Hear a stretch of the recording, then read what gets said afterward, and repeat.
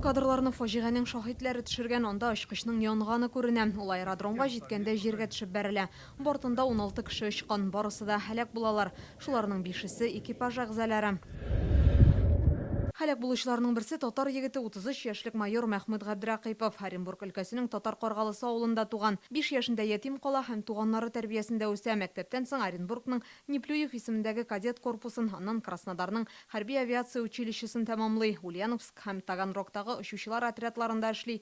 2016 елда 2 двигателенә зыян килгән Ан-12 самолетын уңышлы гына җиргә төшерә. Моның өчен аны Нестеров исемендәге медаль белән бүләклиләр. Мәхмүд Габдракыйповның хатыны һәм 5 яшьлек улы калган.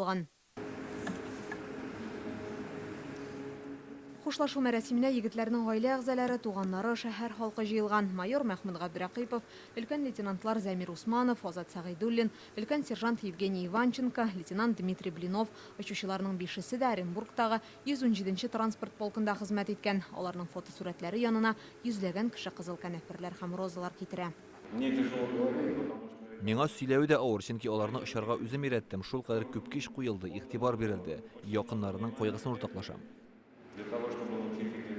Это тяжелая, невосполнимая утрата. Бу бик зур югалту. Егетләрне кайтарып булмый. Сезнең белән бергә бөтен Оренбург һәм ил халкы да кайгыра. Переживаем боль вашей потери. Мы росли вместе. Без бергә үстек, бер үк мәктәптә укыдык. Ул мине уку йортына илтә, минем өчен кайгырып тора иде. Бу ил һәм Россия кораллы көчләре өчен зур югалту диләр. Егетләрнең батырлыгын 1 минутлык тынлык белән искә алдылар. 12 мартта очучылар соңгы тапкыр һавага күтәрелә.